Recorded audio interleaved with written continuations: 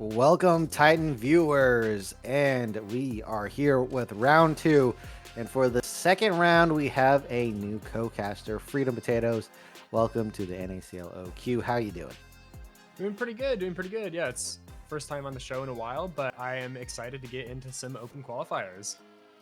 Sounds good. Looking good. Nice decor in your background there as we are hopping in to our game here. Sky have advanced. They've felled one opponent, and they're going to need to defeat Zero Animosity to as well pass through. And this is going to be a huge step up in difficulty, in my opinion. Just looking at the players here from Zero Animosity, especially Retrozing in the mid lane.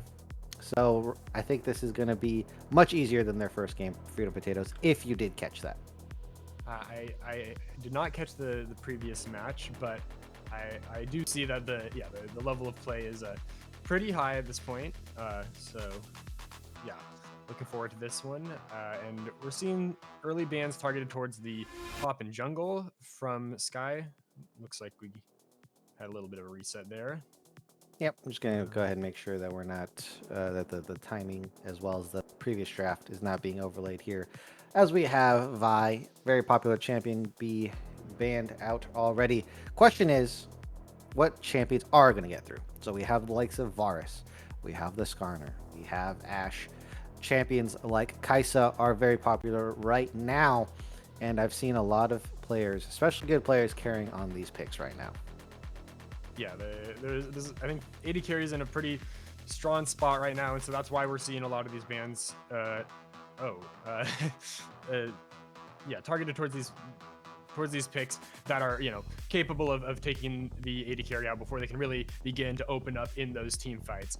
And also seeing a ban over towards the Zyra. That's a really strong zone control jungler. She's been seeing a good amount of play. Can take objectives so fast when you get multiple plants hitting on those objectives. So makes a lot of sense to see that taken away. Yeah. So Zero Animosity, I'm not sure if they were also watching the first game, but this is a lot of information for how they want to play on the side of Starry Sky. So they did remove the Ashe. They're going to remove something like the Cassante from Johnny Rockets. Does open up this Mbessa pick here. So what option are we going to see on the other side? Yeah, I think on the other side, we might expect to see, there's the Warwick. Could be a flex pick. Have you seen this go into the Mbessa in the top lane very much recently? I think Warwick's more of a top lane pick right now than the jungle. So I think this is actually going to be matching into the Mbessa as we have Skarner. So I think that does answer our question. Unless it's some weird double flex, which I don't, I don't want to see. Makes sense that the Warwick, can go toe-to-toe in those longer trades with Mbessa, sustain through the lane. And we've got a lot of suppression on the side. Going to be a lot of QSS value for the side of Sky this time around. Oh, are they just going to go for the Kaisa, kind of just running back from round one here? It will be a premature dive comp. You don't know who their AD carry is yet. The answer is no. They're going to go Jinx. So they're going to have a lot of pick potential with these three champions, but there's some beefy frontliners already on the side of Zero Animosity. Yeah, if they can get that opening pick and get the reset for Jinx, that's going to be huge. But it's tough to get through that front line that Zero Animosity has picked up. Now they've grabbed the Kaisa, so that's going to round out their damage with, nice hybrid damage coming out of the Kaisa. Okay. Yeah, kind of interesting situation here. I don't see any other divers. Maybe you could argue Warwick on the side of ZA, but, not really the best diver compared to other champions here. So they're going to need some access to the back line. As Rel is going to be removed. One of the best combos with Kaisa is the Rel as well as a Braum because Kaisa's going to be paired with an engaged support. So they're going to go ahead and premature take away the Braum for any counters here as well. So this leaves up like what? Alistar, Leona, Poppy, I guess. Yeah, there's still plenty of engaged support options, but those premier most meta picks are taken away. And from the side of Zero Animosity, they've banned away some of those more peel-oriented picks that can keep the Jinx alive in the early stages of the team fight. So now it's going to be the Leona paired with the Kaisa. I think that's a really strong combination. Leona offers engage from a pretty solid range, and Kaisa can easily follow up on that with the passive, with the ultimate. Yeah, and here we have the Lulu counter pick into the Leona. I like this pick a lot. Leona and Kaisa want to go in. Lulu's going to just prevent them from getting that one shot on whoever is the target, whether it's the Lulu or the Jinx. Surprisingly tanky in range, so I think they should give them great advantage with the double range to get a good early start. And now we have a Cassio pick, defensive mid laner, and now a range pick from the last pick of this game of the Azir. Oh wait, this is showing the previous draft, as that'll get fixed up real quick. But was that Azir there? So what do you think about these two drafts here for your potatoes? I think Sky is really going to be playing to keep the Jinx alive, and everything they have in their pocket is really good at that. The ground from the Cassiopeia, everything that Lulu has in her kit, both going to be super strong there. And Bessa and Sejuani, really strong frontliners, but they have a little bit of dive too, and some CC to open up the pick. So I think they have a fairly easy to execute comp. On the flip side, Zero Animosity also has a pretty clear identity of wanting to go in pretty deep. They've got two big damage threats. I think they're going to maybe want to play to get Azir ahead of the Cassiopeia. He outranges her pretty heavily, and if they can abuse that, I think he's going to be a really huge threat in these team fights. Bit of a gutsy invade coming out from ZA as they do find Johnny Rockets. Looks like they're just going to dash their way out of that situation. Ward going down, so they're going to know the jungle pathing of Prod here. That's a lot of information and vision that Sky does not have, and I'm going to suspect that they will find a leg up in a potential lane swap situation here if it were to occur. Yeah, they do have that ward down, which will give them the early vision to spot out any lane swaps going on. And we do see the bot lane for Sky moving to the top side. So they are going to be lane swapping here. Interesting enough.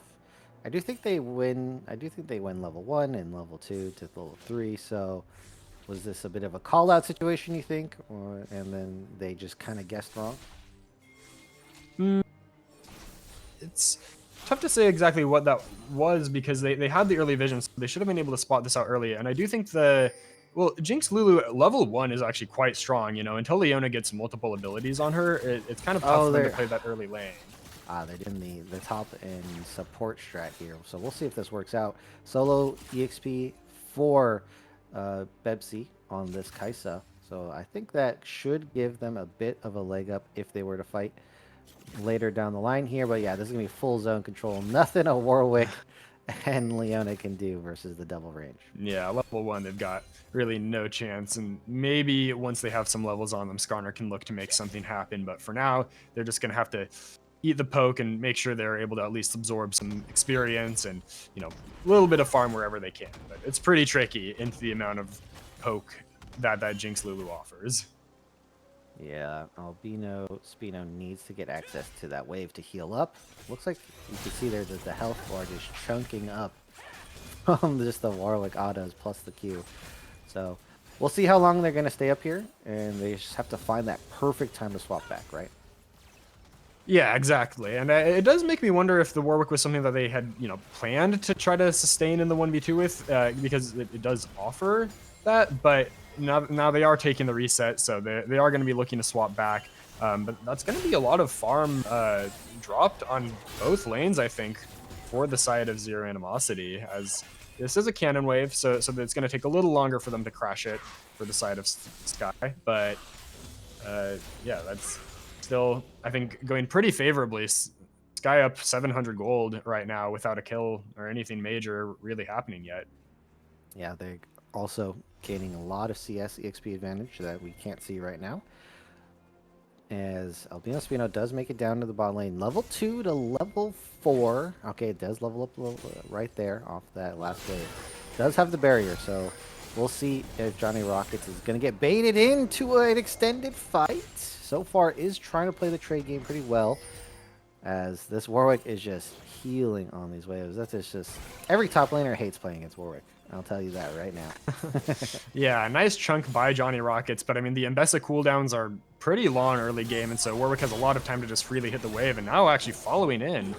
Is the bite through follow, and now the question is the timing of the barrier is holding strong, steadfast on that barrier key, which is basically the little mini game you have to play with Warwick of burning the barrier here. A little bit of an engage attempted by Z-Score. Bepsi and Mahiru trying to get control of this area. Retrozing is pushing in, and now it looks like they have established dominance in this side of the jungle here. Prod's trying to get the Gromp, but a fight's going to burst into this top side. Midoriya is getting quite low. Mahiru is following. Blonde is finally here, and this might just be the difference maker. Trade kills. First blood is been scored. Bepsi going to flash out. Retrozing trying to get out, and this is a domination of an early game from the side of Sky. Off a play started by ZA. Yeah, they commit 4 members to pressure around that Gromp, but they end up getting collapsed on. I think, you know, Z-Score taking the E over the wall on Leona it's really hard for anyone else to follow up this early on in the game. Mikaisa doesn't have that ult yet. It's pretty dangerous for Azir to go in, and so once Jinx gets that kill, you know, or I guess the reset, Cassiopeia actually grabbing the majority of the gold here. You know, it's lights out in that early game fight in the jungle. And now Sky is pretty solidly in control of this early game. We'll see if they can translate that into some of these early objectives with the Dragon and the Grubs spawning now. Yeah, the Blonde's timing on entering that fight was absolutely immaculate, with the gravity coming down right on top of the team, preventing a lot of flashes as well. So, bit of a misplay from ZA. I think they were trying to get that one shot with the Kaisa passive and just couldn't pull it off. Yeah, the damage isn't quite there in the early game. Kaisa, I think, needs, you know, a few items before that becomes quite as much of a threat as you'd like it to be, to really find that true one-shot opportunity. As Jinx is playing with fire a little bit here in the 1v2, using those rockets to get some poke down, but if the Leona is able to find an engage, still is a scary situation here in the 1v2. Yeah, don't want to get chunked for no reason here. Albino Spino is starting to find their footing in this lane here. Johnny Rocket trying to go in for a bit of a skirmish. Does miss the ultimate as well. The hero trying to do the turnaround play. Flux is here, and this Lulu is going to dissuade any further skirmishing, as they're going to be giving up a dragon for this, and I don't see any trade play on the map. Yeah, flash burnt from the Warwick, and, you know, Skarner shows up, but without the level 6, if you don't get that pin through the wall, it doesn't really offer too much afterwards. And actually, the level 5 Warwick is taking the fight with the level 7 Mbessa. Okay, barrier is popped. Level 6 off that wave, and a massive heal, 300 HP. Johnny Rockets now trying to bait it in, but Prod is not able to land that stun. Albino Spino does fall due to that jungler assistance here. Z-Score all alone now with the hero following in tow. Flux trying to get out of here, and I don't think this is going to be much of a play. Wand is going to go ahead and just, for safety, gravity up that area with the slow. But that is another pickup for the side of Sky. Yeah, that was a bold play from Albino Spino going in. I said Albino, didn't I? Yeah, Albino Spino, I guess, is probably. But Albino yeah, going Spino, in off Albino Spino. I don't know. Going in off the level up timer, pretty well played in theory, but yeah, the jungler being around means he can't keep hitting for free and keep that healing going, and so the Mbessa is able to get the cooldowns back and ends up getting, yeah, one more kill. Still, despite all the advantage that there is for the Mbessa in this topside matchup, still tough for her to take the 1v1. Oh, wait. Okay, I was about to say, you can see the Cassiopeia there. Doesn't take the bite in. As right now, it does look like the mid lane, slight advantage for Blonde so far. But we all know Azir is going to be able to dominate this matchup in the laning phase, just due to that extra range eventually.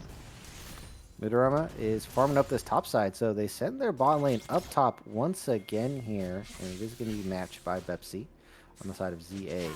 So what potential play or objective are we looking at here?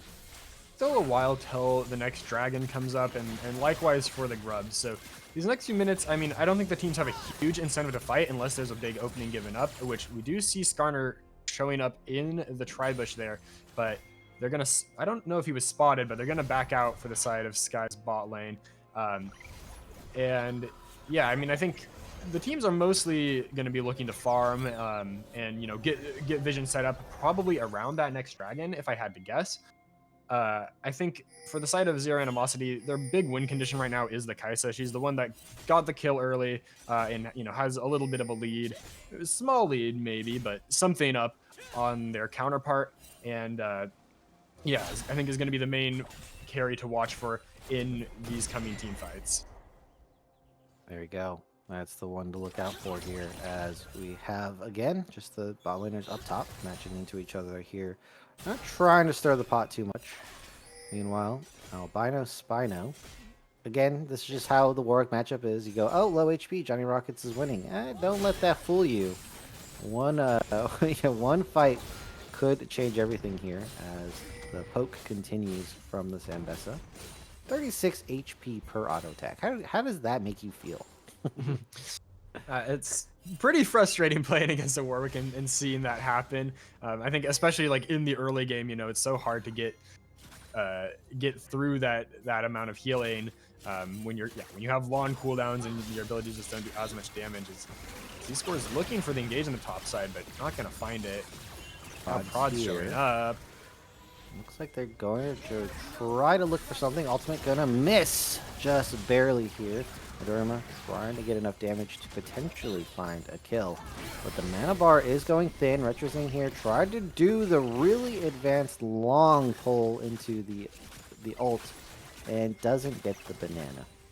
Actually, down on the bot side, there's also a kill over onto Albino Spino. But it looks like Johnny Rockets will be traded back still. Going 1-for-1 in a 1v2 like that.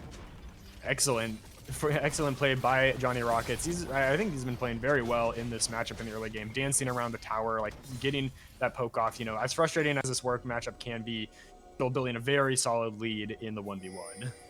Yeah, did a great job. Kind of was gifted a bit of advantage if we recall the lane swap situation. Blonde here is going to have to try to dodge this. Does have the flash. When will the ultimate come out here? Prod's trying to dissuade it. And it looks like that was going to be enough. Blonde wants to defend that ward, but is it going to be afforded that opportunity here?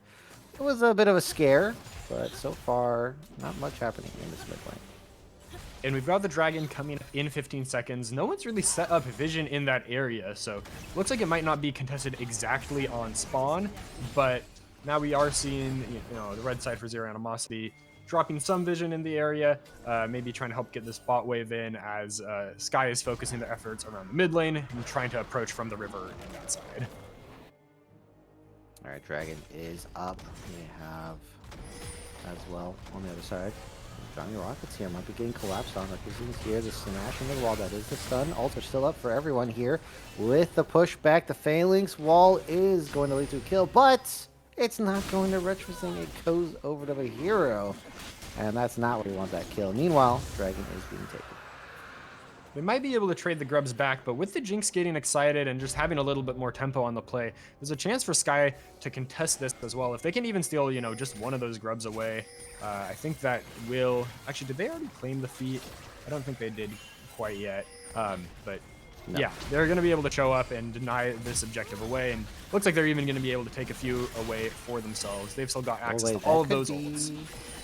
They actually could get all the advantage in the grub game here after they pick this one up, and that is the case. Johnny Rockets had TP, so would have been able to make it to that fight, and they're going to steer clear of that right now. They're going to look at a bit of an angle created by Albino Spino here into the pull. That's a lot of suppression. About 4 seconds at least of pure suppression. Nothing you can do there. Johnny Rockets goes down again. Johnny Rockets not getting to play the game. It's just one suppressed into another, getting dragged into a whole bunch of people. And yeah, that's going to be frustrating to play against as one of those primary divers for the side of Sky. You might find yourself just getting locked down and, maybe some fights that you're going to be able to sacrifice yourself for the Jinx or something, or get a pick yourself. But I think there's going to be plenty of times where something just like that is going to reoccur. All right. As we move on to the next stage of the game, starting to hit that mid game. And this is where Starry Sky had a huge advantage in their last matchup. We'll see if they can match what ZA will be putting out here. More experience at this level of the game. The hero is looking for an angle onto Blonde. Isn't going to be able to get this stun, but is going to provide the slows. Recklessly does dodge out on the ultimate from Blonde. Cassiopeia is able to slink away with that movement speed off the passive. And that was a bit of a close one. Yeah, really nice dodge on the ult from Retrozine, just quickly turning away, keeping the damage pumping with those soldiers. And, Skarner not having the ultimate means Cassiopeia is able to walk away. They don't have a whole lot of CC without really committing hard with the Azir ultimate, but I guess he was reluctant to dash in.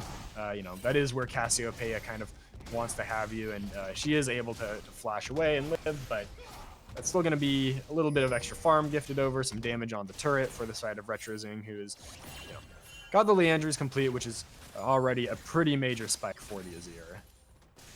If the plan is to win the next fight, I think you just save the flash on Retrozing. And that's going to be much more valuable than getting the kill right at that moment. Gotta agree there. The outer turret, not worth too much gold. And yeah, no guarantee you get it even if you do commit the flash for that kill. So I think hanging on to that, trying to play for the next major objective here, which is going to be the Rift Herald, I believe. Although there's also 2 minutes on the next dragon. Okay, another play being made here as the ultimate is being channeled. Unstoppable. Johnny Rockets trying to get the public execution. Will be able to escape for now. We'll see, is Trunk to half HP. Fraud coming up. And it looks like Albino Spino kind of baiting. Trying to bait us extended play here. As bot side, I think there was an angle from Z-Score attempted on the bot side, but nothing has been produced of it yet. Nothing yet. No major cooldowns blown except for that Invest ult. Oh, flash going to be used. Probably going to use the stun onto the hero. Albino Spino does go down. The skewer's just not in time. And now this is another play going to Starry Sky. Looks like we have Madorma here to supply the damage, but the fight's already over. Don't know what much could be happening here. That's probably going to be a turret turned into the Rift Herald shortly, and we saw Johnny Rockets getting really low there, but the healing and shielding from the Lulu is just too much for this Warwick to get through. Offers a lot of sustained DPS and healing for himself, but not quite enough to get through what that Lulu's offering right now. Yeah, this is just a great showing so far. Very controlled play from Blonde, looking great so far on the day. Dorman's just scaling up, and I'm not saying it's they're gonna win or anything, but this is just a great start. Yeah, they have gotten most of those objectives. They've gotten the feats of strength with that first turret down as well now. And there are clear ways for Zero Animosity back into this game. I think they've got 2 carries that can really show up in fights, and it does all come down to execution. Ooh, that was a nice dodge from Johnny Rockets here, but not gonna save you. The CC coming out from Z-Score there, but yeah, Retrozing did go for that play. Eventually is forced to flash out. So we have a rocket incoming. Is going to delay the back, and now Prod might be able to get the kill. Just needs one more. Speed boost coming in from Flux. As there is the stun and kill secured here. So now they are at a disadvantage. They're just being super low as well. I don't think they want to fight. They're just going to back on out of here. And this is going to give them third Drake Frito Potatoes. This is just, play after play after play. It's not perfect, but they're doing a great job. Yeah, that's going to be soul point for the side of Sky. They've got the Rift Herald charging in on bot as well, which is going to demand a response. And yeah, it looks good at first with Retrozing getting that kill, but the play takes a little too long, has to blow the flash, and actually, Sky's backing off of this dragon with the teleport coming through. So Zero Animosity is going to deny the soul point after all. I do like the respect given over there. Not trying to overextend, not try to win the game at this moment. They know they still have some time. Plenty of ways to win the game from this point out with their hyper carry combo of the Jinx and Lulu. And Jinx is doing very well, no deaths yet. got the Yuntal wild arrows completed, but no kills going onto her either. That is definitely where you'd like that gold to be going. Still, nicely farmed up, and gonna be grabbing some more gold with this bot tower going down soon. Albino's trying to find another trait here. He can use ultimate. That's a lot of HP coming back. Oh, just using the public execution again for that unstoppable escape. But Z-Score says, nah, bro. I'm going to make sure that we get a win on the map here. But in the meantime, on that bot side, Bedorama as well as Plux are just knocking down these turrets, especially with those grubs. Johnny Rocket's getting bullied a little bit this game. Every time there's a fight with him in the Warwick, it's just there's always someone else showing up there. But I think as a whole, Starry Sky is very happy to take that trade as they get 2 turrets down in the bot side. This Jinx getting even more accelerated towards that second major item, and that's their win condition is gold on the Jinx. So I think they're pretty happy in the end with that exchange. Yeah, overall here, still not the craziest gold lead, but still it is growing just that little bit over time. We'll see how if it is going to expand even further here. As I think so what are we waiting for here, Freedom Potatoes? What do you think Sky's going to try to win this game decisively? I mean, Otacon's coming up soon, but that's a really risky objective to take. It deals a lot of damage and can really soften you up for the other team to come through if you start it, and even if you secure it, depending on okay, it's Voracious Otacon this game, up in the top side. It's not, you're not always going to be able to reap the maximum benefits if you are taking a losing fight right after securing that objective. So I think there's a chance that we don't see any major play on the Otacon until after this next dragon, which is 3 minutes out. But yeah, that's just something that takes a little bit more commitment, and I don't know if the teams are quite ready for that yet in this game. Waiting it out here. As, yeah, Otacon, no one's making any moves just yet. It'd be a little bit crazy to try and attempt that right now. Although, I mean, a champion like Warwick can stick on Otacon for quite a long time. But you do get those resistances shredded, which is very, very deadly. What do you think is going to be that win condition here for ZA? We've been talking a lot about Sky, but what do you think ZA has to do? I think ZA, I mean, they've been doing a really good job at finding these picks in the top lane. I think if they can, find that same energy for the Jinx, which is going to be a lot harder when she's got a Lulu sitting on her. But if they're able to use that combination of lockdown from the Warwick and the Skarner and the Leona, that's going to buy a ton of space for their carries. This is Zero and the Kaisa, who deal a lot of damage if they can sit relatively untouched. And I think, yeah, if they continue to play these fights well, they can definitely build enough space for those carries to do their things. Now Mahiri looking for Blonde. Blonde all alone here. Do they have enough time to pick up this kill? Skewer's going to land, and that is just onto single target. Retro Zing doesn't get the ultimate, and now this play might be in shambles here. Prod is onto this Azir, just going to be able to get the kill with the knockup from Plux. Pepsi is here trying to finish off Blonde. They have Johnny Rockets trying to fight their way out, and it looks like they're gonna be picking up all these kills here. And that is just an absolute decimation. Starry Sky picking up a sweep here. Meanwhile, no TP on the Warwick. Albino Spino just picking up turrets. Some solo gold on the Warwick traded back, but overall a very decisive win for Starry Sky in that fight. It looked a little scary at first, but the CC layering just wasn't quite there. And that gives Blonde the opportunity to flash out, throw that ult back, and ultimately buy time for the rest of the team to show up. And once the Jinx Lulu is there, it's so hard for Zero Animosity to keep that play going when they burned the majority of their ultimates early on.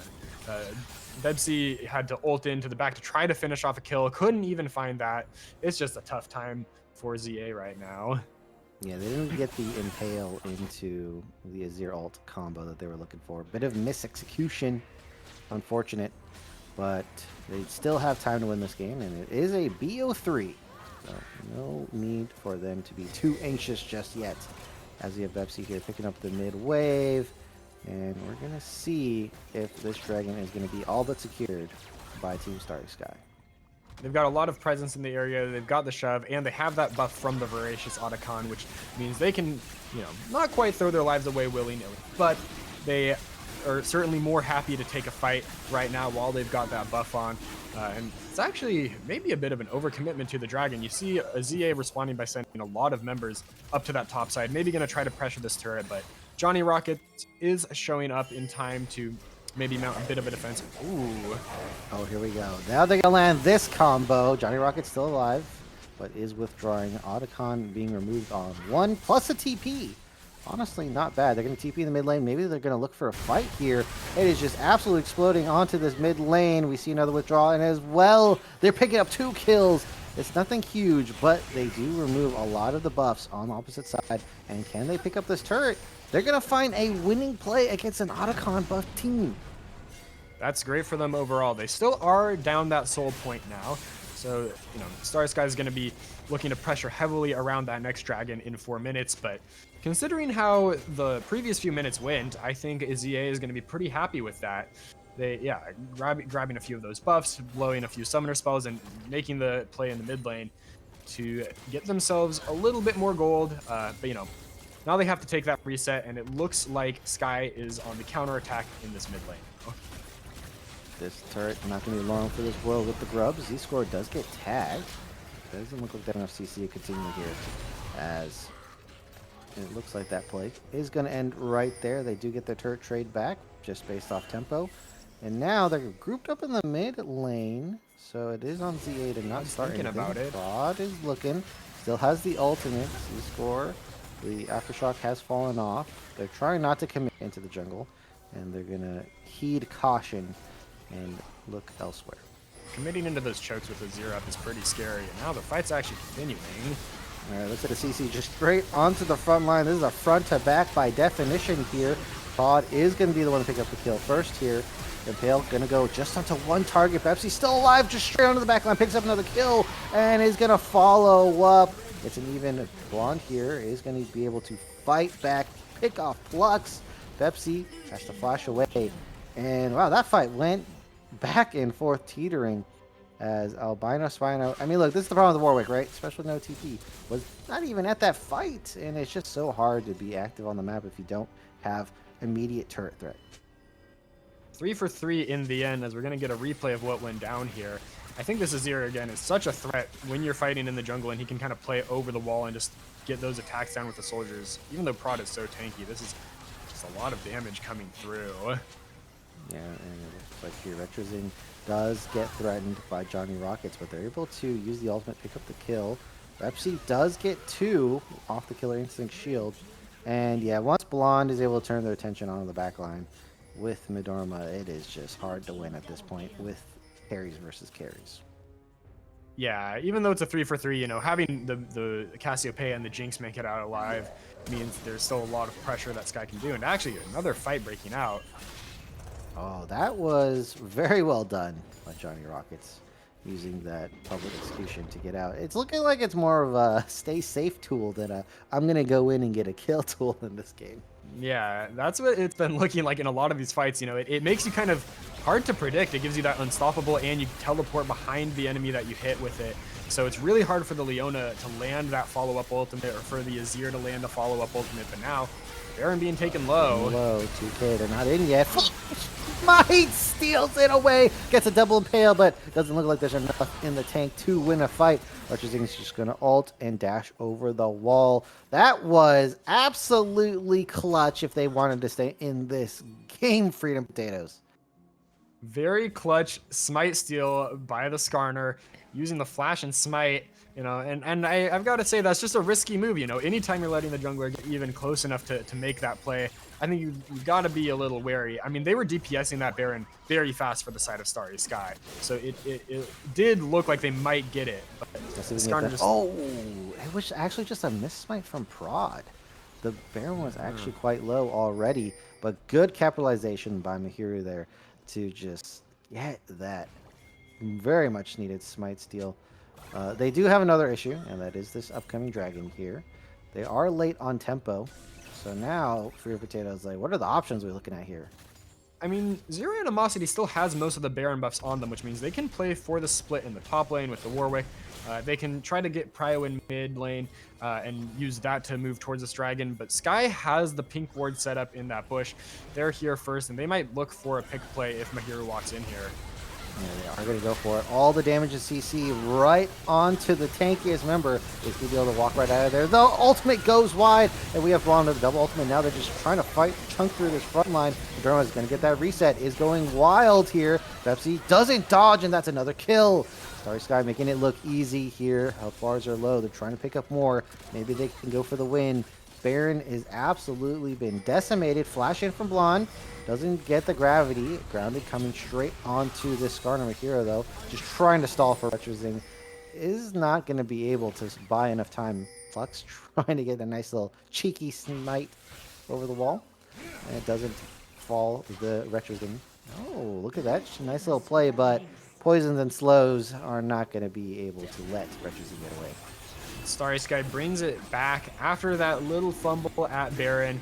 They are right back to it, winning another decisive team fight in the mid lane. Yeah, playing around that vision really well. Mahir tries to walk in, but I think there's a little bit of a disconnect between what the rest of the team was trying to do and the Skarner trying to approach there, because they were a little bit towards the other side of the lane. And that makes this, as we're going to get the replay here, a lot of time for Sky to free hit onto this Skarner, who is tanky, but doesn't have that many tools to keep themselves alive. Yeah, and then look at the engage here from Johnny Rockets, just CCing up Retros and preventing the damage from coming through, which could have been used to kill Prod here, as you can see. So the angle is just becoming super helpful for the side of Starry Sky. And yeah, once Vidorma is able to free fire in these fights, it's just over. And some really interesting things going on with the Ambessa there too.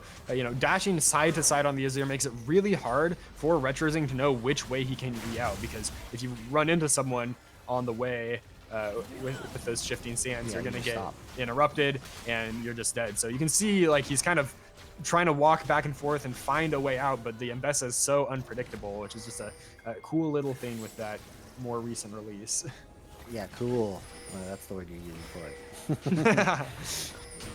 Being nice here, as we have a bit of a base invade. Prod stepping up with Blonde as well, and get that no contest here. And it is quite tough. I mean, it doesn't seem like they can win the front to back. They are not exactly matching the damage. They do have the Azir, but just too far behind at this point. Yeah, even without a Baron, it looks like the siege is still going to be something that Starry Sky is pretty happy to commit to. Prod can just tank this turret, doesn't really care. Oh, engage. Retrozing is going to fall here. Prod also is going to drop. And it looks like this fight is just absolutely just in the favor of the Dorma, Wand, Flux, and Johnny Rocket. Starry Sky is wiping the floor here. And it looks like this step up in difficulty is no problem for them. Prod just holding fast and strong on the Sejuani pick. Both games, Madoraba just continuing to just be an excellent AD carry in these games, and they're locking down a win against a much more difficult team in this second round. And a very decisive victory at that. I think that was very controlled play overall from the side of Starry Sky. Johnny Rockets getting kind of bullied early on, but really weathering the storm, finding some great ultimates in those later team fights to make sure the carries for the side of Zero Animosity couldn't play the fights they wanted to. And able to get away from the Warwick in the side lane where he's strongest and able to, keep you, wants to keep you there, but Johnny Rockets was finding those angles anyway. Unfortunately, you mentioned the Warwick, so we got to bring it up. All the problems that come with a Warwick in competitive showed themselves today. Wasn't very effective in team fights. Kind of wasn't there to be seen. They tried getting advantages on the Warwick, and unfortunately, just not enough side lane pressure. And if, as you're saying, you don't have any other option as this champion, very strong in its niche, but this is a competitive match. There's a lot of variables. Flexibility is a very much needed factor for these champions, and it just falls flat. I think, maybe if you're able to play like for those grubs a little more, enhance those split push potential of that Warwick a bit, that might help a little bit. But I think we saw in the early game, instead of kind of playing for the cross map, trading the dragon for the grubs, both teams were kind of playing down towards that bot side. And most often it was going a little bit in the favor of Starry Sky. All right, well, we're going to go ahead and we're just going to get ready and set up for the second game. So don't go anywhere. We have that one coming right up.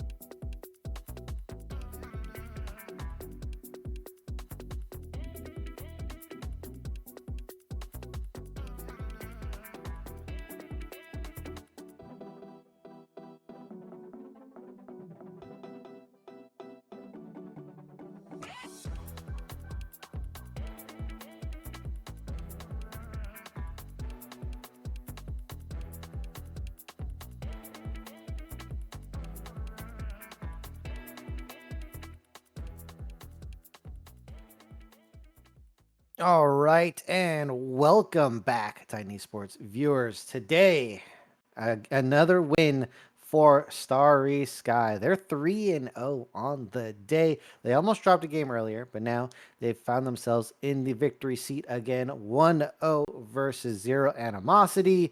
And Frito Potatoes, break it down. How did this happen? This was a very close game overall. I think for the better part of it, but in the end, I think Starry Sky really did a good job of building small leads over time and just playing fights to a T, keeping the Jinx safe, utilizing everything they had with the Cassiopeia and the Lulu to keep her alive. And in the end, it looked like very dominant. It was slow progress. It wasn't, completely explosive from minute one, but Sky was very dominant overall in that game. Yeah, they've so far have shown that they are great team fighters. Blonde in position many times was on the previous fight as well as on this Cassiopeia, and Midorima is just doing so good in the damage department and has just had such a great day so far. And then the rest of the team coming together, they really know how to play together, as what we're seeing, especially in these team fight situations.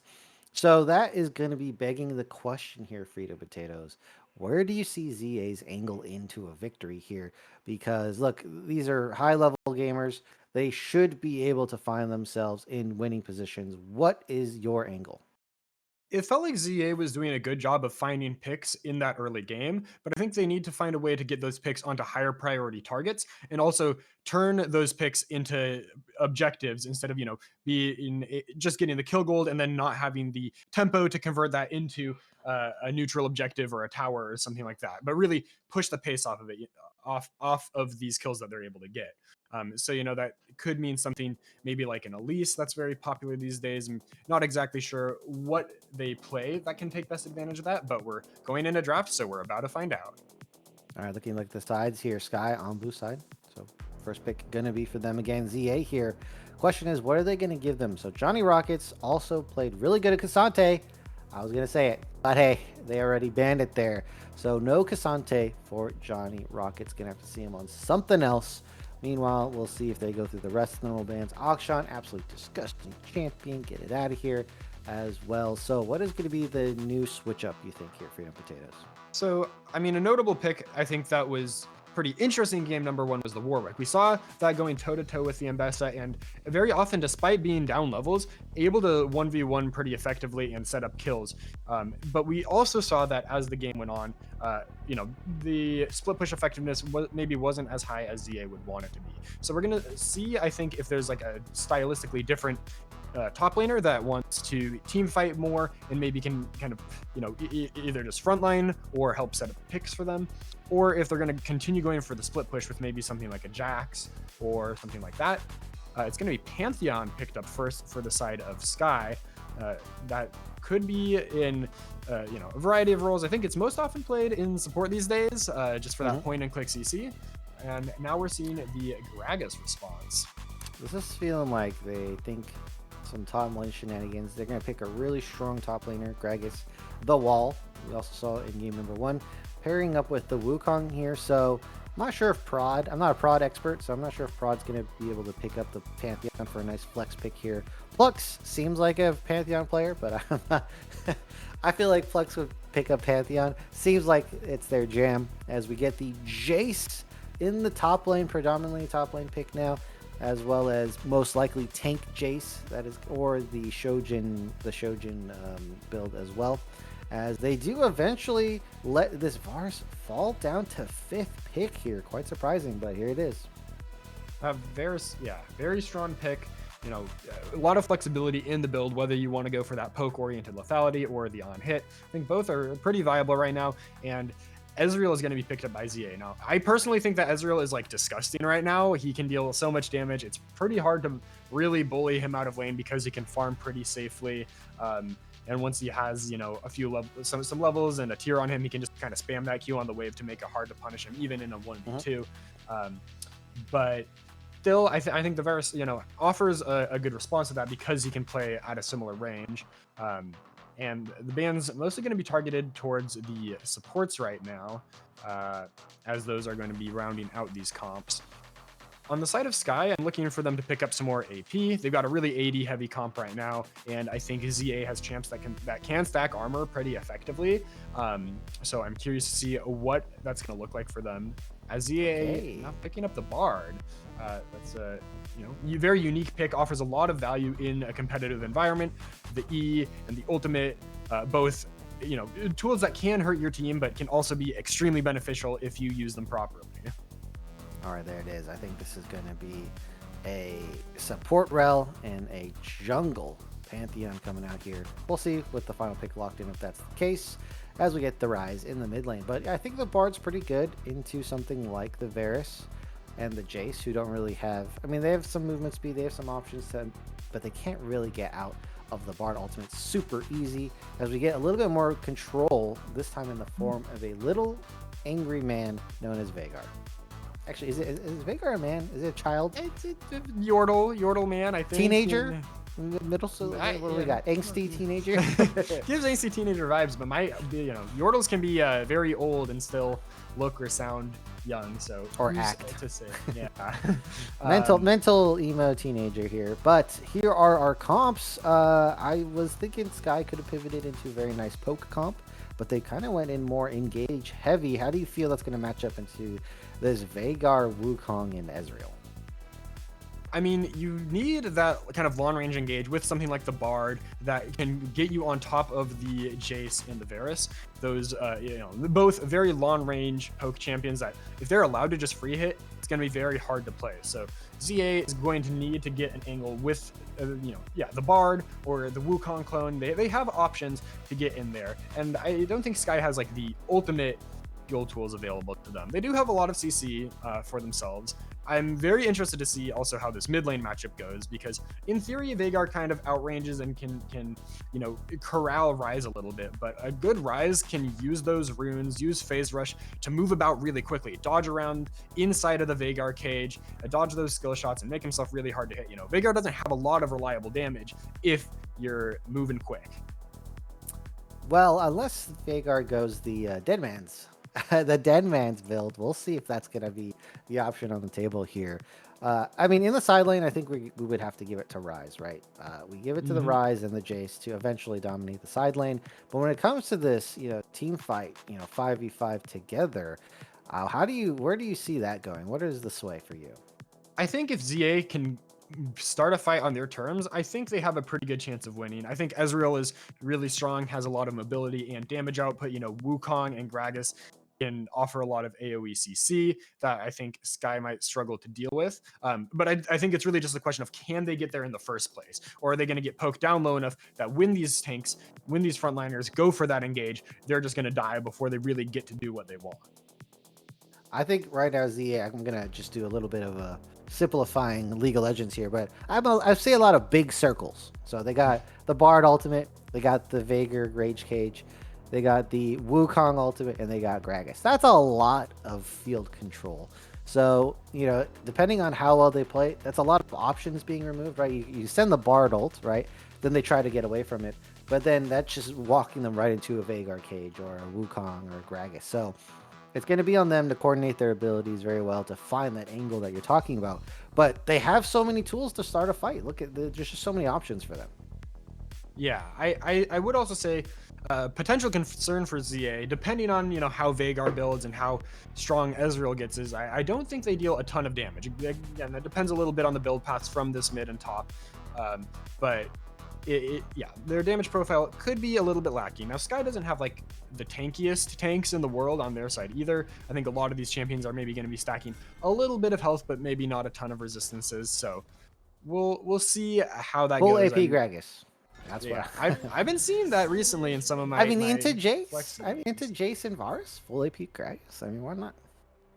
Yeah, it's situationally it's pretty strong, but he has gone for the Doran's shield to kind of try to make it through that lane into the Jace, but is rocking the Comet too for a little more poke. Yeah, you gotta go for the poke. With the Grasp, so Grasp was just so strong for a lane phase. So not necessarily tank Jace straight out of the gate, but I mean it's just such a strong laning rune these days, even for ranged champions. So it still makes sense to go the Grasp, no matter what Jace, build you're doing. you can always do that cool little tech where you shoot the auto in range for him, but then switch to melee, so you get the melee version of Grasp. I believe is how that works. Always Yes. a cool little micro optimization that he can do. Another interesting thing looking at the builds this game is that the Veigar is running the ultimate or summoner spellbook, um, which gives a lot of options for being able to take something like Ghost, which can help you find a cage. You can take Cleanse for a team fight. A lot of options. You can take the Exhaust to kind of help keep yourself alive. It's an interesting rune that you don't see every day, and definitely requires a little bit more thought and optimization than something that just passively does damage like the Arrow. So we'll see if we get any cool plays coming out with that unique pickup. All right, double range bot lane. Obviously, expect them to get the push here. Question on this Bard. Very hard champion to play. Everyone knows historically. Is finding those roams, finding the timers, and using your abilities appropriately it's just such a difficult champion, and it looks like Score is up to the task here. Does look like it. I mean, yeah, in the early game, the Bard offers a lot of damage in this 2v2, especially because those chimes help you get the level 2 before anyone else physically can on the map. And it looks like ZA is just going to try to poke under tower, make it harder for Sky's bot lane to grab this farm, but overall, no huge advantages secured anywhere across the map. for now. It would be shocking if that was the case. It is. Yeah, no big level 2 plays, nothing like that. But yeah, both junglers are making their way towards the bot side right now. So we could see if an early gank happens. The Pantheon after that first clear, pretty strong with access to that flash stun if the bot lane for ZA is overextended. Although once Bard has that portal, it can be pretty tough to make it work. You can go in alcove and just bring yourself back to your turret. You can go through the wall over by the tribe brush. It's pretty effective anti-gank tool, but they're playing really far up right now, so still could be in some danger. Definitely do want to play far up, get the poke, prevent them from finding that engage here. Hail Blades on this Varus makes me think poke Varus here, but could just be used for a stronger laning phase. As Prod, it looks like they're going to be going for a top scuttle. Does ping it on the map there. As Johnny Rockets does have full control of this lane for now. As Albino Spino is running low on mana. Yeah, that's the downside of taking the Doran's Shield. You're able to keep your health up a little more, but the mana a little bit more of an issue when you don't have that passive mana regen. Yeah, the Ruby, the Sapphire start, the Tier start, as we have a bit of an engage. The heroes here going to use both movement just for the Q. Z-Score trying to land the stun. They do get it on the prod, but with the shield can walk their way out of it. So gank dodged. Mana on Blonde is basically in the dumps here, and this is going to give Retrozing a nice back timer. That back timer, we'll see if they can convert it into anything. Probably not quite yet. There's still 30 seconds on this Drake. As Johnny Rockets, you see, keeping in a little bit deep. He could get sandwiched here, although it looks like the Wukong is just clearing those Krugs away. No real danger for the Jace coming out of base here. It's a bit risky to go for a top play there because you're just going to fall really far behind in the clear and tempo towards block, but could be done. Oh, here we go. We have a bit of engage. Puck's going to go in and get the crash down. Z-Score, though, going to just walk up to this wall. Nice little exit. Pluck's going to just keep going. Just solo. No fear in the eyes of this support player here. And we got a bit of a heavy trade going, but no clear advantage just yet. Z-Score does blow the Ignite, which does mean that Plex can jump in with less fear in the near future. And actually, that was a nice dodge, and it's going to award them first blood by a millisecond. And now Bepsi going to go for the 1v1 on the Dorma. Doesn't get to the minion wave in time. That's going to be a double kill. And, it was a nice little aggressive play from Plux. I saw the angle, but the dodge from Z-Score kind of just tripping him up, getting the first blood. Yeah, I was about to say it looked good because we had the Ignite advantage for the side of Plux.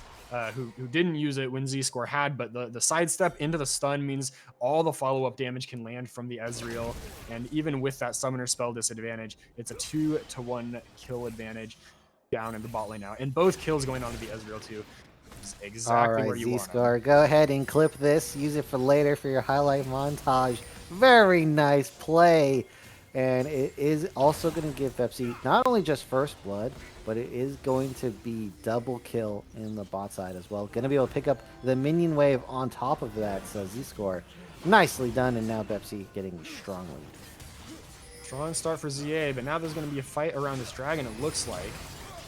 Z-Score is going to be stuck here. And it looks like the crash down going to go straight onto the clone instead. Retrozing is healthy, as well as the rest of the team. Bepsi still alive as well. Trying to get the finish onto Z-Score is going to end up being their doom. Stun straight onto Blonde.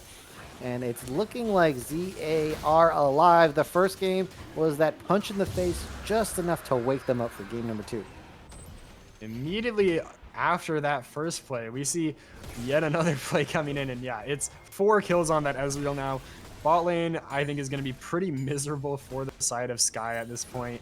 There's just not a lot you can do. I think that Ezreal is going to be able to just jump in pretty freely. Yeah, most players in that fight were still not level 6 yet, but one notable member is Retrozing did hit 6 on the Veigar, and that ult allows you to get that execute pretty early on. Don't remember exactly the order that people were dying in, but it's yeah, just another very decisive lead this time around for ZA. So different story from what we saw in game number 1. And you can see already the effectiveness of the Vagar in these fights. Like, that was just providing such a thorn in the side for Sky here. It looks like they're going to go for a bit of a dive. They do have enough damage. Stun in the land. Rooted Corruption. Cleansed it away. Going to dodge the Q. Now Bepsi going to try to find this kill. Does pick up onto Midorima. Doesn't get plucks though, but it just keeps getting worse and worse on the bot side. Yeah, that's just a tilt there at this point. They have to go for something, but I don't think you can dive the Ezreal at this point. He's I think you have so to, strong. though. I think you literally dice roll the game right there, because I don't think there's any other way to win. Maybe you could bring the Pantheon down to try for it. I mean, it's tough. Yeah, they're in kind of a, you know, this lead is only going to grow for the side of ZA from this point on if they keep playing fights properly and don't throw unnecessarily. But yeah, it's just a little bit rushed, and we saw some nice footwork by Bebsy dodging away from the I think, what's it, Blighted Earth, the Varus E, Hail of Arrows, Hail of Arrows. Hail of Arrows? Okay. Yeah, to avoid getting those passive procs done, because, you know, with 3 stacks of the Varus passive on you, that is a huge component of his damage, and if you can dodge those skill shots so he doesn't actually get that bonus damage, I think that was kind of key for Bebsy to survive that moment. Yeah, no execute there at the end to really finish off the Ezreal. So ended up being, it was an angle I saw from Midorima and Plux. I saw the angle. It was kind of like a make or break play, and now it's break. It's break time. One spot that is looking pretty good for Sky is this Jace in the top lane. Johnny Rocket's up about 30 CS, you know, not the most consequential lead, I think he is going to struggle to really get meaningful damage down when these fights might be ending pretty quick with how strong that bot lane is. But, you know, it's a little bit of a bright spot for the side of Sky. If he can, you know, take that turret down and maybe apply pressure on the side lanes, it can change a little bit how ZA wants to play this game. We'll see if Johnny Rockets can find something. Was the hero of game number 2 in the previous series. We'll see if Johnny Rocket can find something in this game here. So far, doing an excellent job laning in all these games versus Albino. Sorry, Albino Spino. I keep going Albino. I don't know what's wrong with me. I just keep running straight into that one. So, you know, if it makes sense. If their name was Bino Spino, I would be able to do it. But for some reason, the owl just throws me in a tizzy. So checking back in on this mid lane, it's really still pretty even. You know, Vagar's just got a bunch of assists. They're mostly just farming it out right now. I think it's tough as here comes the cage here, and it looks like it's going to lead right into a kill for Retro Zing. And that's the problem. Rise, so unlike other matchups with the Vagar, you kind of want to keep at range. Rise is not afforded that opportunity, especially if Rise wants to clear before the wave gets to the turret. And that's just giving RetroZing so many opportunities to just walk up and just throw down the cage and prevent Blonde from getting away without committing a flash or something like that. Yeah, and if, you know, in the 1v1, like I was saying earlier, you know, Rise can kind of dodge around, dance around in the cage, but once other people start showing up, you really start to feel that pressure, that lack of space that the Vagar causes when he throws that down. And it's, you know, that's the play that they were going for, I think, at like level 3 or something too, roaming the Bard up. Here comes Pantheon. Odd looking Z-score. Trying to make a difference up here. Not going to be able to pick up the kill. He's going to get chunked low, but I don't think Pepsi's going to go for it either. No reason to throw this lead here on this Ezreal. The hero is trying to just find some angle, waiting around, fishing for an ult play, but isn't going to be given that opportunity. Dragon's up. If they do pick up a kill down there, maybe they can challenge for Dragon, but unfortunately, for Sky, not going to be able to do so. Now Retrozen picking up more farm, and we'll see what the lane assignment is here. As, yeah, they are going to swap. Retrozen going to go down to the bot lane. That is smart. Meanwhile, Bepsi going to be able to easily free farm into Blonde. I think Bebsy can free farm wherever they want to. This Ezreal is so strong and has the E, you know, able to buffer stuns out of the Pantheon or whoever else decides to show up in that lane. And I think in a lot of cases right now, he's probably capable of 1v2ing a lot of these enemies Which But is if you just a put in really Ezra scary mid lane, prospect. if you put Ezra mid lane, how many champions can effectively turn Ezra in mid lane? It's so low. So Yeah. I agree with you. I agree with that. As we have Albino Spino going for a play on Johnny Rockets. He scores here. Mahiro, that is going to be the Bard special over the wall, bringing in this Wukong. And it took a while, but they do get a kill, and it's on to Mahiro. That Bard is all over the map now, finding kills in the mid lane, finding another one in the top lane, just building up that lead even more for the whole team. Yeah, being a real team player, and Z-Score just showing a lot of proficiency. I do believe in solo queue that is his most played champion, so kind of surprised it made it through the draft on some level, but It's, I don't know. you know, Bard is one of those ones where, like, you know, it's kind of tough if someone can pull it out or not. And sometimes they play it and it just completely falls flat. So, but with their bot lane the way it is, Ezreal completely activated, just don't even need to be. I mean, look, Z-Score doesn't even need to be near Ezreal at all. So this is exactly the situation you want to be in when you're playing a Bard. Like, yeah, that Bard can be a full-time roamer. Just show up anywhere across the map, and they don't really have to give anything up for it. You know, very solid objective lead now. 2 dragons, and I think all grubs as well for the side of Zero Animosity. Looks like they have 5. Yeah, or 5 grubs. Okay, not. That's right. 5 is good So, enough. yeah, that's good enough. You got the little might. You got a lot of bonus tower damage. You know, they aren't really playing a split pushing team, but you can deny that away from the other team that Ryze and the Jace really would want to have those for themselves. And so, yeah, it's going to be tough, I think, for Sky to find a way back into this one. But, you know, Tough is an understatement.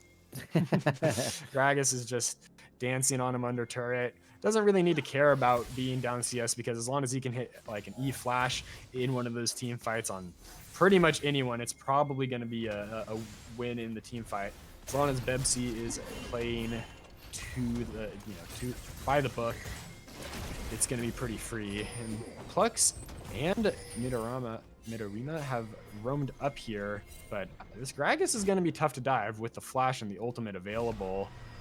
So I don't know if they're even going to be able to get anything out of this. They might just be giving up that bot turf for free just for a chance. There's just Something I mean, happened there. it's hard to defend against ZA, and it looks like Albino Spino kind of sensed a disturbance in the force and walked out of there. Very smart. Doesn't. Threatening back a little. Oh. Ooh, the sun is gonna land, but with the dash being buffered, nothing will happen. And yeah, just aware of their job on this Gragas. You're not really trying to make some kind of hero play. You don't need to defend that turret. Just don't throw the game. And mission accomplished. And that's a flash committed by Prod for, you know, what I think was a pretty low percentage play in the first place. So, and that's Most of these plays are low percentage. Rectorzing, though, low mana. Blonde is going to be able to snare right on top, but there's just no follow-up. Johnny Rockets here. Maybe they can find this Wukong, and yeah, with no access. The flash Q giving him the smack. Bashes him over the top of the head. And it's going to actually provide a lot of distraction time for Retrozing to get out of here. That is going to be a bounty. If they do pick this up, is going to be able to perfectly dodge the second turret shot here. Red buff is worn off, so no more regen. If Plux gets the kill, that is so worth it. Oh, it's not even Plux, it's an execution. It's a disaster. Mahiru playing great on the escape, using the clone to get a little bit of extra red buff slow and just increase that distance. So even with the acceleration gate, Johnny Rocket's still not able to catch up. Also using the Scryer's Blooms for that extra move speed, extra thanks to that Chemtech Rift for that bonus. And yeah, Mahiru's able to deny 700 gold from the opposing side, which is a pretty big deal. One negative is a bit of a tempo play, but it actually looks like Sky is not going to be able to take advantage, so that's just going to be a moot point. But yeah, sometimes the problem is with if you stall your death, you ruin your own tempo. Yeah. But it looks like it's not going to be a factor. I think Hero is going to be able to make it here in time. Johnny Rocket's pretty much halfway through already. He's here. Prod starting up a fight early, wants to use this tempo advantage for something. It's going to be Chunk goes over the wall solo. Last cone out. Maybe this is an angle. Looks like this is Blonde trying to find the kill onto Z-Score here, dropping really low. Meanwhile, Albino Spino is low. Pepsi does pick up a kill. Retrozing is here. Gonna just absolutely eviscerate this Rise. And what was maybe another Hail Mary play, a potential to get back in this game, was actually a trap laid by ZA. And again, they've picked up a win. As soon as Bebzi shows up, that fight goes about as how you would expect with this Fed Ezreal, because it's, for a second it looked like they might be able to get a kill, 1-for-1 or something, but yeah, that Ezreal is dominating this game right now, 7-0. It's going to be another objective over to the side of ZA. They're probably going to be able to get this dragon too. I think Sky was maybe hoping that ZA would just commit down to the dragon and they'd be able to cross map and pick the Rift Herald up for free, but not the case. They get contested and they lose hard in that fight up there. So now they're also hanging around this dragon, but this feels risky as well. I mean, ZA's got people on the move. That Bard can help rotate into this fight so quickly, but they don't have vision, and it does feel like they're actually playing it pretty safe. So Sky, they're taking it pretty slow because it is just Prod alone on this dragon, but maybe they can somehow get away with this one. Oh, there's the Bard ultimate to lock up Lux here. Juan's still alive, quite tanky for Rise, but not tanky enough. And I believe Prod ulted out of there. Just knew that that was just a lost cause. And so there it is, the third dragon, and kind of just waiting for this game to just follow its natural course. That's a nice way to put it. That's an ult for farm out of Prod. I mean, recognizing that it's not going to go their way. Bebzi, legendary, picking up another kill off of a stun from Z-Score. There's not a lot that Sky can do to fight back. Kind of surprised they even went for that dragon in the first place instead of just committing to the farm and then, seeing if they can find something elsewhere. I'm sure you've heard me say this term before, Freedom Potatoes, but professional FF. Just kidding. No, they're trying. Yeah. They're going for some really high-risk plays. It's literally the only thing they can do. That's not a professional FF. I'm just kidding. And let's do a TP play, and here we go. There's another Hail Mary. We've got the TP in. It looks like it's a 3 versus 2 down here in the bot lane. But the Veigar and the Wukan can buy a lot of time as these cages keep coming out. Spino, as my hero, is going to drop down, so 1-for-1 for now. Now we have the Gragas, and it's just the HP bars. RetroZing can just kill them all. Nothing they can do. Triple kill on their Veigar. RetroZing, this is a nice pocket pick against anyone potentially playing against them. Oh, they're just going to keep it going. Keep it rolling here as Prod on this Pantheon. 0-1, not much you can do. But again, you got to put some respect. RetroZing likes this pick, likes playing the Veigar, and if you're not careful, you could get picked into a situation just like this, and just look how much of a hard time Blonde is having into this pick so far. It's been brutal. And, this is a matchup that I thought could go very differently. I mean, I like playing the Veigar myself. I know, like, when you play against someone that's very mechanically proficient, if you're not able to get a good lead early on, if you're not able to find those one shots, that champion can feel pretty tough to play. Like if all you're doing is just tickling the enemy and they can kind of skirt around your cage, it's a tricky one to pilot. But with the lead, the early lead that ZA was able to find, the champion basically plays itself now, and it's so hard to fight back when anytime you go in, you're risking getting one shot or, stalled out even in the best of cases. I would like to see Dead Man's play, but, it is a very minuscule difference in this game here. As Chain of Corruption being ignorant onto FC. And extend over to Z-Score here. So tanky with that Shojin and the Triforce offering a lot of health. Level 14 on this Ezreal. That is a pretty big health bar for an AD carry. Not easy to get through, and that's not even, counting all the mobility this champion offers. Is now Johnny Rockets is getting stunned up. Prod plucks her in, they're on the hero, but there's just no damage in the tank. Prod's still alive, and now we have Spino and Bebzi in tow. And this looking like it's going to be the end of game number 2. Yeah, ZA might be able to close out here. I mean, there's still some wave clear on the side of Sky, but I think ZA, if they want to, they could force it in here. They could also play safe. Flash on Gragas all the way. Yeah, there's the Bard ult to disable one turret. Looks like they're going to ignore the other one. Okay, not the cleanest ultimate, but it's good enough. It's good enough from Spino, as they're going to go ahead and knock down the rest of these turrets. That's going to be a win. Quite the decimating finish as well. 2 to 25, huge gold difference. I thought this was going to be how game one was going to end up, but Zero Animosity are able to fight back, even up the score 1-1. And now for the potatoes, just a couple words before we send it to break, and then you can give us your info. Okay, yeah. So I mean, huge domination from ZA this game. Complete turnaround from game number one. Explosive all over the place, with some scaling champs, and yet they run away with it real fast. End the game in 23 minutes. Yeah, complete reversal, and I'm excited to see if they can keep that momentum in game number 3, or if it's gonna be another back and forth battle. All right, we're waiting on game number 3, the decider. We will be back with that very soon.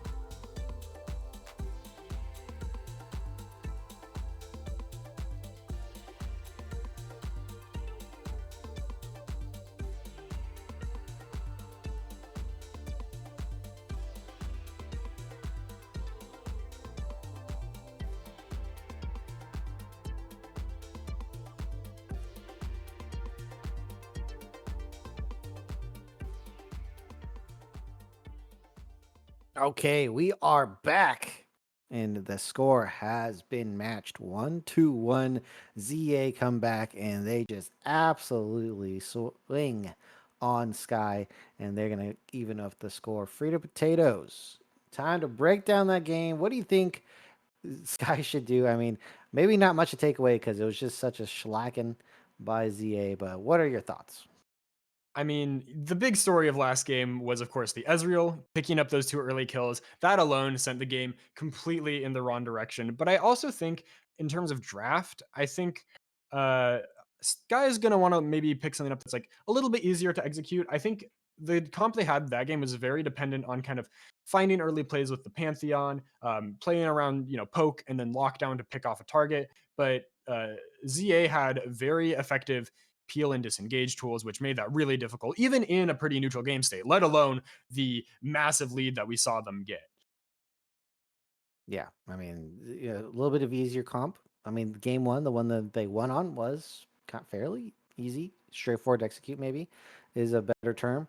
And so this time around, we have even more champions that have been knocked out. I'm sure we're going to see the same bans, but in terms of like easy comps to build, you're running out of champions here, especially for like the jungle. Like Skarner's out, Johnny's out. Maybe we have a Maokai, but what are your options? What do you think right now?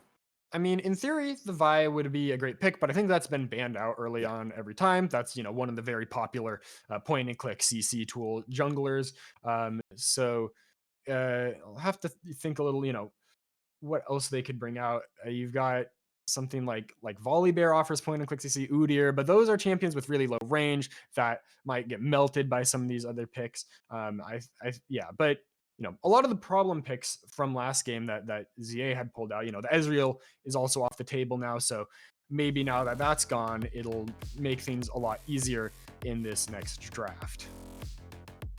Yeah. The Ari was banned, but Blonde did an excellent job. Blonde has done an excellent job on champions like that before. We're not going to see the Bard anymore, so that's going to be out. Retrozing still has plenty of picks in the pool available, so mid's kind of wide open. Top lane, OP picks are gone, right? The only one left, arguably, is like Renekton, but Renekton, the Cassante's gone, the Ambessa's gone, so we're kind of, in some lanes, we're kind of not too many picks left.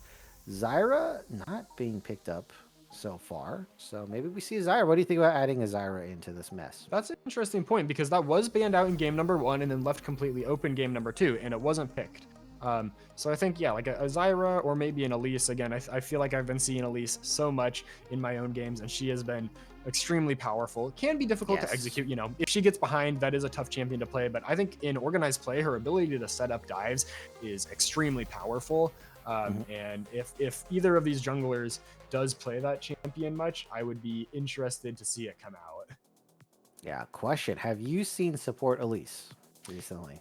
I have seen it a little bit, not as much as in the jungle, but with more aggressive lanes, like if you've got, I don't know, like a Callista or maybe a Corki, something that can kind of deal enough damage to help secure a kill off the back of a stun, and can get prio in the early lane, it can definitely be a worthy support pickup as well. Something to point out is that Callista, very prized competitive play, but you got to be able to execute on this champion, not just being able to play the Callista, and poking out and doing your job in lane, which is not so easy, but also the team has to be able to play around you in your very strong lead. So not always the easiest thing to do as we're running out the last bans. Poppy ban on the table here. So no more of that champion. Honestly, Plux did a great job, but they're going to ban it out themselves here. Last one is going to be the LeBlanc. And now the question of the Zyra has been opened. Are both teams going to stray from this pick? Yeah, we're gonna see. I think all these bans are the same as they were in the last game. I mean, Fearless Draft kind of takes away a lot of those reaction bans where it's like, we just got destroyed by this champion, we got to get rid of it. You don't even really have to think about that because it's just gone by default. And now we've got the Caitlyn picked up as the first pick. That's a champion that can control the pace of bot lane quite a bit, outranges pretty much everything there is. And Jhin is going to be the answer. So both two kind of burst heavy, 80 carries down here in the bottom lane. That can kind of play to control the wave and zone later in the game. looks like they're going to pair the Karma with that Jhin. Probably going to go support with it anyway, which also adds a lot of early power. Yeah, you would typically want to pair the Caitlyn with it, so this is a pretty good takeaway. And honestly, you can try to pick a Lux, but you're not going to match the Karma there, as this does leave the Vi open, so that's a huge pick as well with a non-tanky support. That is a great option with the Vi. So they went with the Lux. I don't think they're going to win this lane still, though, because Karma is just that much more powerful in the laning phase of the game. Jhin also can provide the long-range poke damage, which is like, if Ezreal was taken off the board, I felt like Jhin was pretty much going to be the square away pick here. And we get Xin, who is basically a very popular pick, into that Vi. And considering that there's double range of the Caitlyn and the Lux, I think the Xin pick is actually quite excellent. And you're pairing it up with a Karma. Very good combo. Xin loves those enchanters, and yeah, if he gets engaged on by the Vi, he can just pop that ult, make it really hard for any follow-up damage to come through. And in a lot of cases, that's going to be, a one-way trip for the Vi, ulting in on someone and just getting taken out right away. But we'll see what they're able to pair with the Vi for a little more dive, because right now they've got two pretty long-range champions, and then a champion that is exclusively a kind of melee brawly engager. So a lot of mid lane bans down now. Ahri, Zoe, as well as this Galio and Aurora, all really strong champions for organized play who have, ultimates that can completely change the tide of a team fight. And now that's an Ornn picked up for Zero Animosity. Offers a lot of that late game scaling guarantee and a huge team fight ult that you can use to engage on these low mobility range champs that Sky has picked. Yeah, ZA kind of reading my mind there. I was like, they need some long range engage. And guess what? Ornn just snapped up right there. Very strong against Caitlyn. And the Lux here, so I think their work is cut out for them. Ooh, okay, all right, yeah. So they banned Zoe, which I don't think they should have banned. And they leave open Mel. This is a huge draft whiff on the side of ZA here. It looks like they're going to go ahead and take Sylas, who's quite a good pick in this situation as well. But as soon as you saw it, I saw your face. You're like, ooh, we all winced at the Mel pick because we saw it. That, what can happen from this champion in this draft? I mean, Mel, the key thing that I see is Mel reflecting the Ornal. That's a huge engage tool that, if played properly, Mel can completely deny. Now, she can only reflect one projectile, I believe, so they might be able to burn that reflect with something else. They've got, there's like the interesting interaction with Sylas E, where if she reflects that, she can actually pull herself into the enemy team. I think we saw Faker get caught by that in a game once and just die under the enemy turret. But this champion is very strong here because she can throw out those Qs, throw out those Es, stack up those passive stacks on the enemy champions. These tanky members on the side of ZA might get a lot of stacks on them, and then her ult can execute from a pretty high threshold if she's able to get her basic abilities off consistently.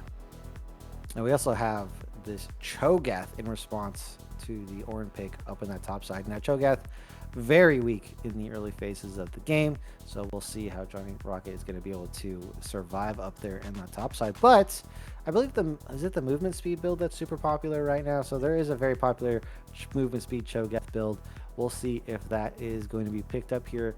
But I mean, they can't really go squishy on the side of Sky because they really need some protection for the Caitlyn Lux. Either the early game goes really well for them, or they are able to play super aggressively to open up space for those backliners. That move speed build, very popular right now, but I agree with what you're saying that they might need a little bit more raw tankiness just to have someone that can withstand the melee engagers that ZA has. And looks like it might be a 5v5 down in the bot lane here. This is a classic for a Caitlyn Lux lane, and a huge knock up. But is it going to be enough, though? Is going to flash out super low. Retro Sing is now also low. They have a lot of melee fighters. They're just taking damage from Blonde here, as we see Z-Score now with the power of the Karma, the cooldowns, the snare. Is this the angle? The barrier's going to be popped, and it's first blood for Midorima.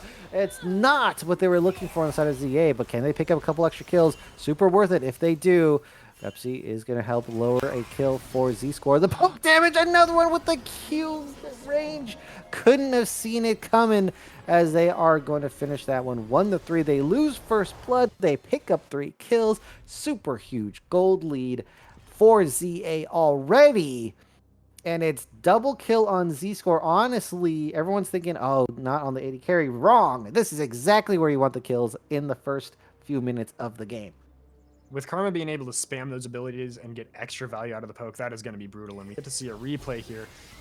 It was Flash a nice held barrier. on to here. Yeah, it was a nice barrier, but I think just blowing the flash and getting out in the first place, a lot more value. And even though that knockup on the wall misses, I mean, like you mentioned, this Jin and Karma so strong early on, and then mid arena could be out here, but Yeah. the Yeah, the just kind of explosion from the Q kind of tricks you on just Karma, right? waiting around on the turret. I think just getting out, going back would have been obviously the play you want to guarantee the safety. But now, yeah, Feat of Warfare claimed by ZA, up almost 1,000 gold around 2 minutes in. Last time you're saying you wouldn't expect too much of an early lead to come out in the game like this, but this time around it's already showing. And I mean, we saw what ZA did with a lead last game in the bot lane, and this game it might be even bigger. I would be very scared to be playing on the side of Sky's bot lane here. Double flashless into a Karma Din plus a Zin, so it is going to be very sketchy for them. Fortunately, Zin is a very slow clear champion, so maybe Prod can find something to help protect this bot lane. They're not going to get the push either, so now they're just stuck, pushed up in this lane here, and it's just not looking good. All right, Bepsi going to play aggressively, misses the snare. That might have been the kill opportunity. That's going to fall to the wayside. But again, they're just getting bullied down here, and it is not very safe for the side of Sky right now. No, it's not, but they are going to be happy to avoid that snare from the Jin. If that landed, I think that could have easily been a follow-up kill with how much space the Jin can kind of make forwards with the speed, with the Karma shields, and Zin looking for a dive opportunity. But instead, it's just a ward dropped, and probably going to be a considerable farm lead picked up as Sky's bot lane has to play pretty safe right now until they get those summoners back. So the first back is very vital for most laning phases here. Looks like top lane just going to be a bit of a farm fest. So the Cho'Gath is going to be able to get a decent start against the Ornn and hopefully scale up as well. Mid lane, nice root landing from Blonde. Not an easy lane, but this bot lane, right? Especially we need to wait on these backs to see what is being purchased. Like right there, a Dirk on first back purchase for Pepsi. It is exactly what they were looking for. And again, this bot lane super dangerous. They're showing the proficiency on their champions, taking full advantage of that early strength, and they're going to stay strong. I mean, I think they have, pretty easy targets for Jin to execute if they are in a team fight as the game goes later. But for now, things have settled down a little bit. We're going to have these first objectives spawning again, 30 seconds on Dragon, Grubs spawning shortly after that, and an invade coming through for the side of ZA. Yeah, it looks like it is a tempo call out here. Lux gonna get caught by the snare, and the team is just not there in time. Retrazing and Z score picking up a kill, extending the gold lead. Remember, this is a final life for both these teams here, and so this has to be super motivating for the side of Zero Animosity. Yeah, that momentum is going to carry them through this early game, and just I think it's going to be another tough game for ZA. I think they have a little bit more in terms of angles back in than they did last game, but it's not going to be easy. This bot lane going to be a little less explosive than the last one. I think because you don't have that as real mobility, Jin is still forced to play kind of safe throughout most of this game because he doesn't have that dash. He always got a little bit more threat on him. So, and there's a Vi on the enemy team, which offers much more lockdown than the Pantheon from before as well. It's kind of unfortunate for the way the draft is right now for Sky because they don't really have any other lane to play through other than Caitlyn lane, and they're losing dreadfully. Nice little reversal there from Blonde. Gonna continue to trade. Conk is stacked. And yeah, it's just going to be a nice little extension on the way out for Blonde there. But this is kind of the problem with the losing lane when you're playing Caitlyn. Like, the way you set up the draft is you want to play through the Caitlyn, but when you're losing it, well, now you're just in a very bad situation where you have to play through the losing lane. Yeah, and I mean, I know it was several minutes ago, but I feel like Sky actually had a pretty good stay in that fight. I think they had blown a few more flashes from ZA than they had lost themselves during that first exchange. I think they had like 2 flashes down, and ZA had used 3, and they might have been able to just back out and be happy with that, but instead they go for the first blood, and that's kind of what drew them into this now very difficult situation. And it looks like the Cho'Gath top not going for that move speed build, just going for the Fimbulwinter. Going to be more of a just damage sponge in the top lane. Kind of what you'd expect. I think it's not.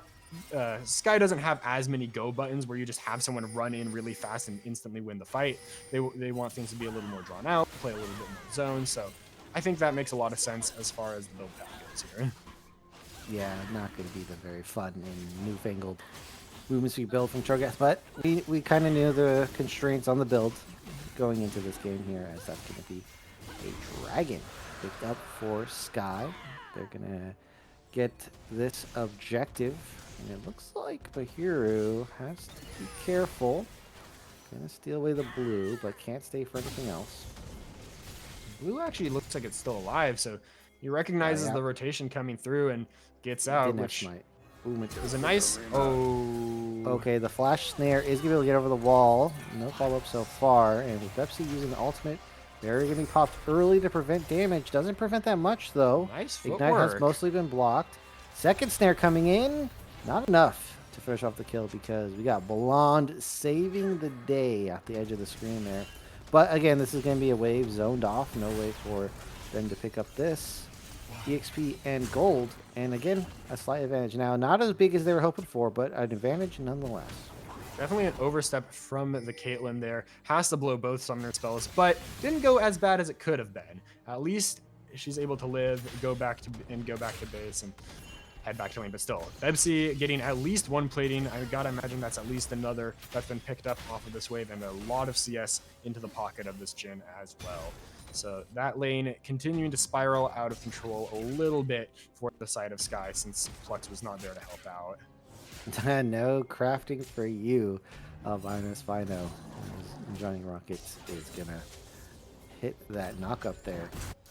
So not much of a play to be made in the current time here. Sky have, they've not considerably fallen behind. Maybe we could check the gold on this bot lane, though. I'm sure the support gold difference will be drastic, but in terms of the overall game, winnable. It's definitely winnable. I mean, like we mentioned before, they've got a lot of lockdown. If you're hitting like a Vialt into some follow up from the Mel, the Lux, the Caitlyn, the Cho'Gath, all of those champions have on-demand hard CC that's pretty easy to follow up on, and a lot of burst. So most champions on the side of ZA could struggle to deal with that. I mean, the Xin Zhao has access to the ultimate, but other than that, they're all, I mean, Ornn also very tanky, but I think if Sky is finding the angles well, able to set up before these objectives spawn, get in, lay down these Caitlyn traps, deny enemy vision, they certainly have angles to blow someone up and then play the fight from there, where, the entry becomes really hard for ZA into the zone control that Sky has. As they shove bot lane, move them to mid. Looks like there might be a bit of an opportunity here. Bepsi's walking up, solo face checking, and Prod is just gonna pounce with the Lux ultimate on top. The spark gonna help Prod get the kill, and now Albino Spino is just taking 3 damage. Gonna be able to get out of there with the Ram charge as well as the breath. But yeah, that is just a free pickup for the side of Sky. I mean, that's exactly the play we were looking for. We saw the Vi ult layered with the Lux ult. Tons of damage comes through. Vi is able to pick up the kill in the end. Not maybe your number 1 choice of who gets the kill, but you do need you do want your diver to have the stats to be able to just go in without insta dying. So I'm pretty happy for Sky to get that kill. They're getting some platings back onto their bot lane and the top lane, but now here comes the Xin Zhao. Hero here slowing them up, making it easy to land these shots from Bepsi. Could extend. Ultimate being stolen away, used in revenge to pick up Flux, and bot lane goes down again. I do want to reiterate that a big carry for the team of Sky has been Midorima, and now it's looks like they're being shut down yet again. Do they have enough firepower? Can Johnny Rockets find an angle into this game? Can Blonde, despite being on this Mel, strong laning champion, but not really known for carrying in the late game? It's tough because I don't think Johnny is on, carry champion per se. I mean, this choke can offer a lot of value, but it's a little bit more understated. Landing those knockups in the team fight and being a body for your team. It's a little harder to make those flashy plays unless you're I've really seen some landing the carry knock. ones though. I mean, we've seen a Yeah. carry tank in our time, and not the not the easiest champion, but possible for Johnny Rockets here. Oh, certainly possible. Now, more plating is going to be traded over back towards the Sky bot lane. I think last time they really overstayed for that second plating. They got the first one and probably could have lived if they just back out after that, but instead they went for one more, and that's just the classic form of greed. I've been there many a time where the second plating, second plating is a little too enticing, but they've got the early vision around bot side, which is exactly what they need if they want to contest this dragon. Because if they can set up a pick. Well, the problem is no back from Madroma, and we can see here Bepsi full item completion as well. So across the board, jungle item completion as well. So I don't think I don't think they have this set up for dragon contest at all. No, it's been completely removed. That most of that vision is gone, and what they do have is kind of the enemy jungle, which doesn't tell you a lot if they're already on the dragon. Well, they can tell you that they're there. Yeah. Use a little deductive. All right. Oh, Johnny Rockets low mobility tank here. Then now onto Blonde. This fight has been split, and it looks like they're finding the angle onto Bepsi here. Ultimate cease and desist. They don't have the layering though, and it looks like that's just going to be Vi zeroed out. They just didn't coordinate the ultimates, and this Jin, who is so fed, is still alive and able to get those executions. I feel like that was a bit of a misplay for your potatoes. They try to go for the pick, but it's a very split fight. I mean, we saw Blonde getting chased down, Silas using the stolen ultimate from the Cho'Gath, actually, I think, to pick up the kill. I didn't quite see the end of that play because it might have happened off screen, but might have gotten a little bit of extra bonus health off of that. And meanwhile, the Vi and the Lux do a lot of damage together, but it's not enough with the Karma shielding, so we get a little bit of a replay here. You see Johnny Rockets and Blonde engaged on. And yeah, once they're split, that Cho'Gath can't do a whole lot to peel. Yeah, so this is the other side of the fight here. And yeah, Blonde kind of just not able to do anything about the double dive situation. And here where they had the opportunity on Bepsi, it's just unfortunate because, they had some nice alone time with this AD carry, and still Bepsi was able to survive and deal enough damage. Exactly, and Midorima wasn't even really in the fight. I think needed that recall to buy Collector, which is what you were just talking about. Can't really contest the dragon when your AD carry is so far away in the base. Gets the ult down, but it's not enough damage to pick up the execute on anyone, and so that is 1-to-1 in dragons now. ZA getting the Infernal, which they'll be pretty happy about, stacking up a lot of extra AD on this Jhin. And actually, Retrozing taking a scrappy fight with Blonde in the bottom lane. I haven't seen the interaction between the Silas ult and the Mel before. To me, that seems like one where he wouldn't get as much value because he doesn't have other ways to apply the passive stacks and really get that high damage execute threshold. But not exactly sure. Yeah, I do think you need to cycle the ult, and also it does give you passive stack, so it just depends. Cycling the ult is kind of staring us out, even if it's not the best. Might be able to use it at the end of something while you pick up your new ultimate that you prefer.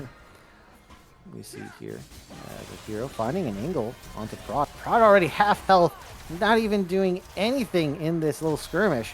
Trying to get out, going to use the Vault Breaker to dash away. Plux is able to find a scenario to save Prod with the snare from Midorima.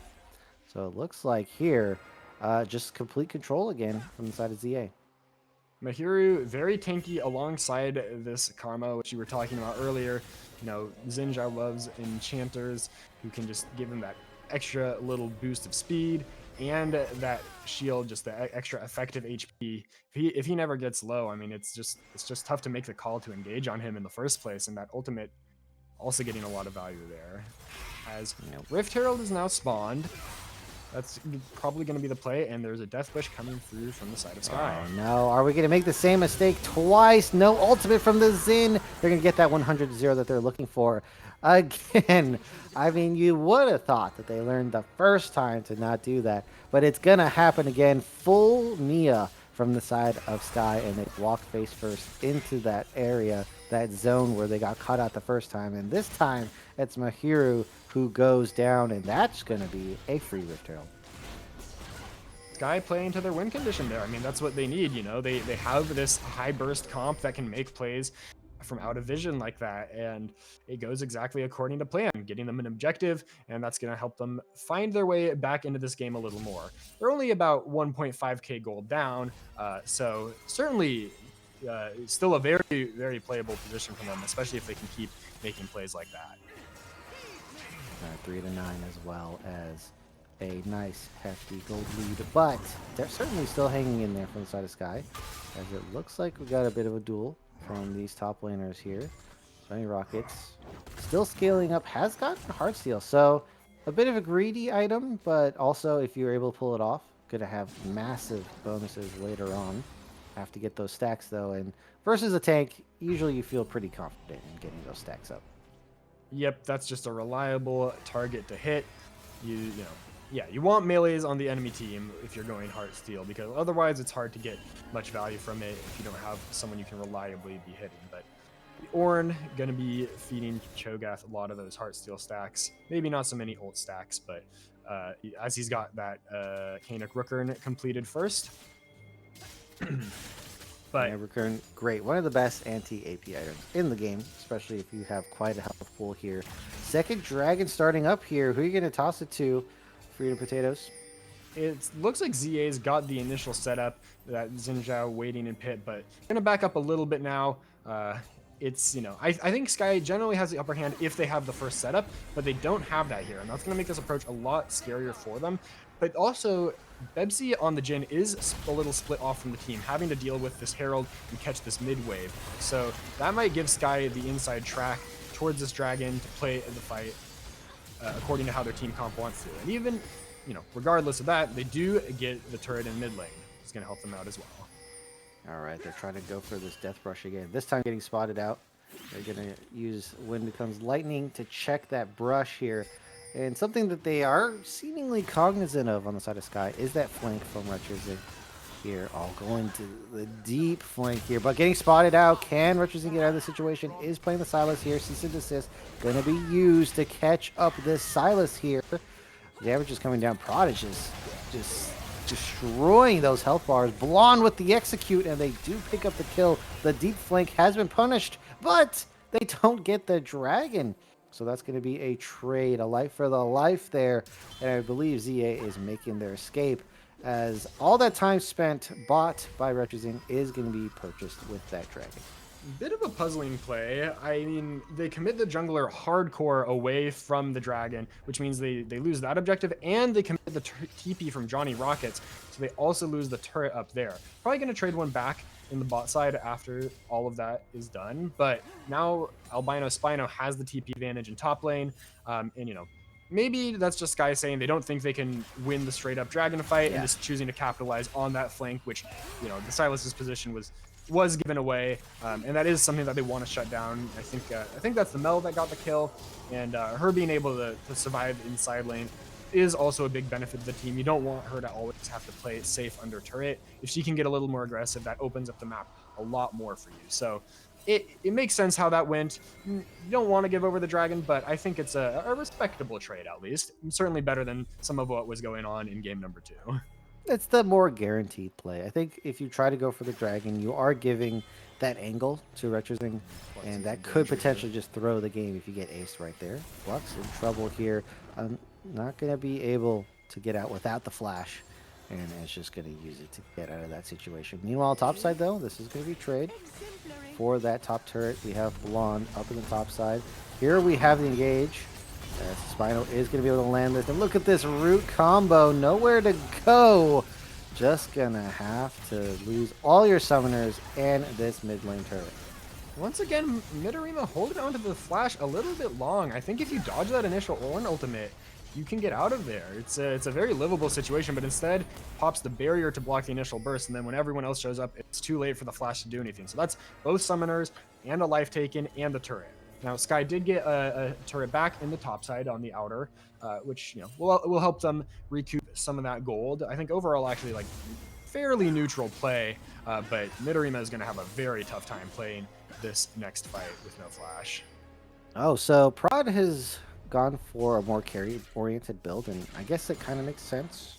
I know you have Mel, Lux, and a Caitlyn, but there could be an argument where you don't really have enough damage. But the big problem is now, is that if Ornn has armor, you without the Black Cleaver, that's a lot of damage being reduced by Albino Spino. So I don't know. It's tough, but I don't know if this is the build to go. Tough to say until we see it play out for sure. I mean, I see the value in being able to, duel those squishies, get a little bit more of a shield to keep yourself alive. But yeah, this Ornn is very tough for Caitlyn to kill. She does have the Lord Dominic's completed. Yeah, so that's going to help the damage out a lot into these tankier members. But it means that they're pretty much not going to play the front to back. They've pretty much said no front to back. And I guess it's a good idea. It's going to be pretty hard to win the front to back at this point. So I think it makes sense, but it also means, well, now, what is their solution to this Ornn? Because he's got that upgrade on Mechanic Rooker, as well as a lot of armor. There's not really anyone that I think can easily take him out. It's going to have to be a team effort, but, in a team fight, yeah, Ornn is not who you want to be hitting. They need a way to access the backline, and they have their ways with that Lux and the Vi combination. But yeah, so now there's a minute on the dragon here, and Otacon is available as well in the bottom lane. I think there's going to be probably a huge fight in the next couple minutes that probably decide how the rest of this game goes. And I think, ZA has a little bit more vision set up, and it has a slight lead overall right now. So I think it's really on them to, maintain vision of that area and try to make the first move in this fight to secure those objectives. And they might jump the gun here in terms of vision. Retrozing already in the curvy brush, which is very strong in this situation here. With the mid lane turrets, you can extend the wave push. That was an angle. That was a look there. Prod, if connected on, would have been in trouble. So good for them that is not the case. And with this positioning, I mean, after this wave pushes up, should be able to easily pick up this dragon. Just walk in over, get some more vision down, and pick up this dragon here. And it looks like it's going to be going over to ZA. Do you have much hope for Sky to punch through this setup? I think it's going to be very tough for them. ZA has a great bit of tempo here. They've got the Stolen Violent, and now Plex might be the one in danger. Oh, the cease and desist just making it easy. Trying to go into Midorama here, and they are going to be able to pick it up as well as Albino Spino going down. Retrosync trying to get out of the situation. So they do trade the tank, so no more frontliner for the side of ZA here. But they do lose spot lane. I mean, this is looking like they're just going to go for a Hail Mary here. This is not the best team fight position. Well, they haven't started the dragon yet, which means that they could actually buy time for their bot lane to come back alive and show up. Dragon might be forfeit, but I don't think they lose the Otacon here. And they're actually going to pressure the mid wave a bit. Well, so coming in. He's looking for the fight instead of the objective.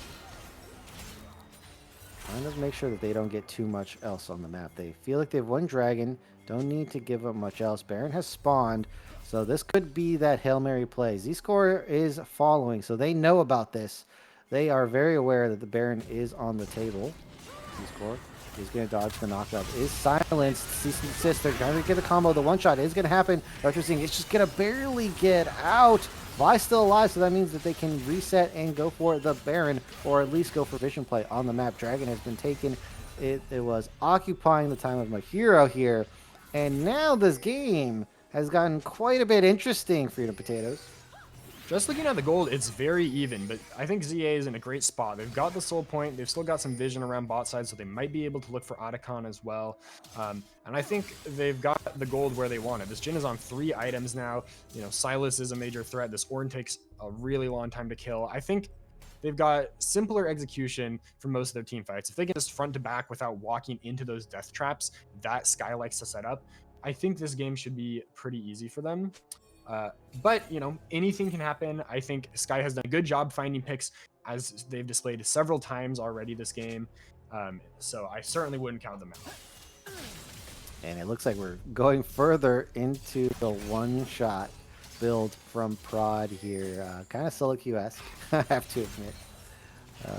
This is quite risky because you are not going to be able to survive if Bebsy is alive for just like a second, like 2 shots and you're dead. So this is quite the risky build. They're going for this trick again. First time shame. How many times are they gonna set this up here?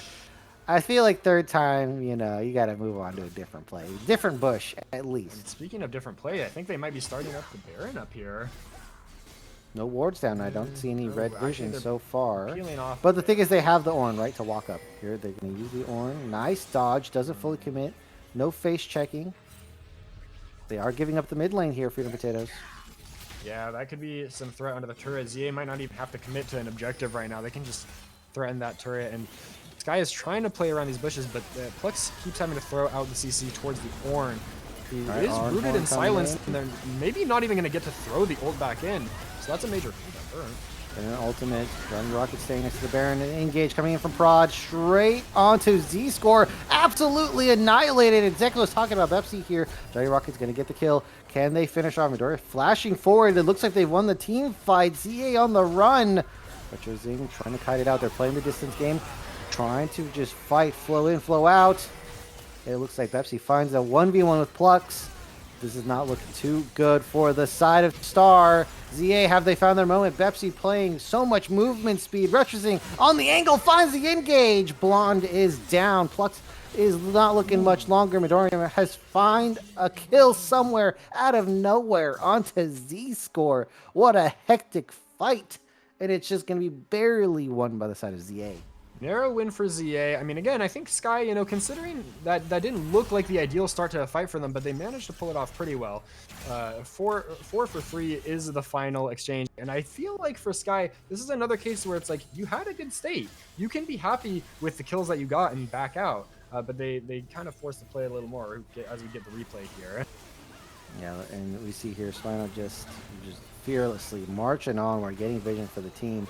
The reflect from Blonde didn't look like it did anything somehow, as it just goes wide. And here's the very important play. So Prod ulting Z-Score here, and look at just what I said. Boom! With no tankiness at all, just gets absolutely eviscerated. But the time is spent, the positioning there for Johnny Rockets and the rest of the team to lay down damage, and it was pretty effective overall. And here it's just like, man, this is just such a demonstration of skill across the board.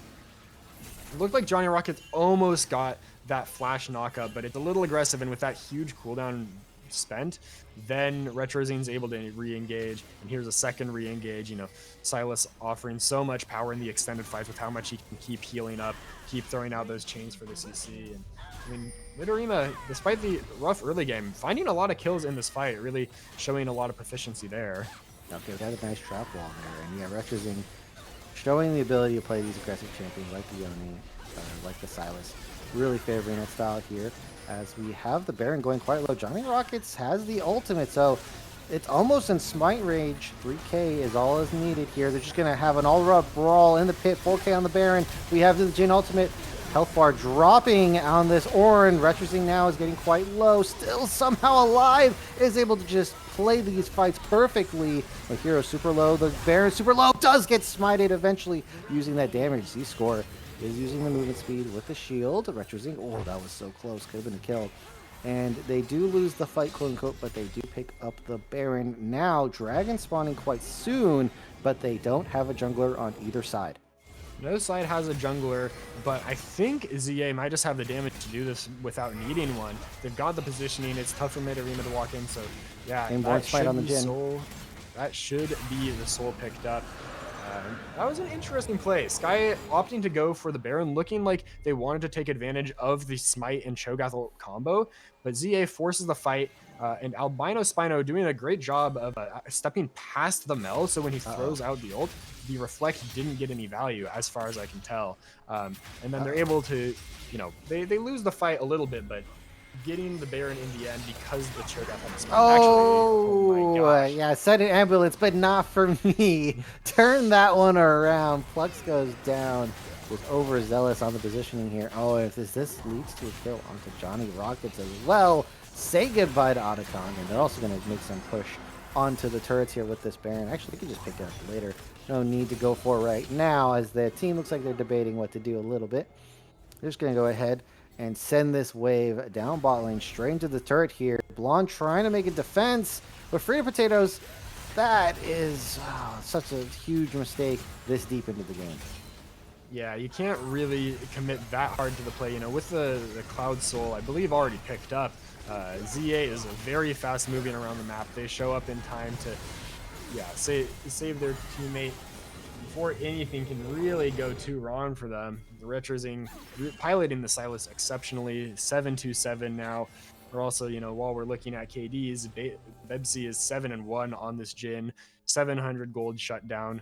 That early game translating to a great mid and late game for this AD carry on the side of ZA. As ZA here found themselves an opportunity to win this game, to go 2-0 in the loser bracket, and find themselves one step closer to that qualifying stage. Looks like here, Retrozing, playing super aggressively, all alone. Does not have the golden time, is going to go down, but it is Archon going to provide that withdrawal. Absolutely decimation of Prod's health bar, and now Midoriya is in trouble as well. Plucks super load from just one shot of the Jin ultimate. Johnny Rockets gets snared up, and it's just the last one standing. Blonde going to get TP here, back to the base. Going to try to just somehow defend from 4 members, and I don't know if that's going to happen, Freedom Potatoes. It's a decent effort from Sky, but that Voracious Otacon buff combined with Baron means like they don't really care if they're having to withdraw because their death timers are so short. They can get right back onto the map and threaten the end here. Blonde's getting engaged under the Nexus turrets. Yeah, the turrets are going down, and even if Blonde does get a kill here, there's just no one able to stop and defend for the Nexus. And that's gonna be the victory here. ZA picking up a win, and they made it close. They lost game 1, game 2, absolute stomp in this one. Some close fights, but in the end, Freedom Potatoes, they are our victor today. Yeah, congratulations to Zero Animosity on the win. I think, very well played in that second game, consistent objective control, pushing the lead that they got early game. After that start, I thought they would clinch it maybe a little easier. I thought we might be looking at a situation like game 2. But Sky did put up a good fight. They just had a little bit too much greed a few times, staying for some plates or some kills when they could have probably gotten out with a small win, and Zero Animosity capitalized on those mistakes beautifully. Yeah, I really like their draft in this game. I think that it was a great pickup. The order of the picks made a lot of sense as well. The first 3 picks were absolutely immaculate. Picking the Jin and Karma, what a great combo into the Caitlyn, as well as getting the Xin into that Vi. And unfortunately, Prod just got one shot one too many times. Wasn't really able to find the correct targets for their own combo to just trade. And Bepsi just able to pick off their opponents and get those much needed kills. I think Bebsy is absolutely a standout performer of the series. The last 2 games, performances well and above anything else we saw in this series. Yeah, I think just one death I want to say across those last 2 games, and a whole lot of kills. So really controlling the pace of the game off of that Fed bot laner. Yeah, Retro Zing, I think, do an excellent Caps impression in the last game. Mhm. Really, just finding the balance between aggression and being cautious, because many times was able to actually get out of those situations with the maximum mobility. So, credit to them for also playing it very well. But I think in terms of overall performance throughout the entire series, I think we just got to give it to Pepsi. Gotta agree there. And, well played by the entirety of Zero Animosity and a well fought battle by Starry Sky as well. unfortunate to see them go. I believe that is a knockout game, and that will be ZA advancing. But congratulations to the winners there. All right. And with that, we will be concluding our broadcast for today here. So be ready for next week. We're going to have a load more games to finish out these brackets. And shout out to Admiral Potato in the chat, legend, as we are going to close it out. We got Frito Potatoes. Admiral Potato had to do the shout out. So that's Titan Esports, second broadcast here. See you guys next week.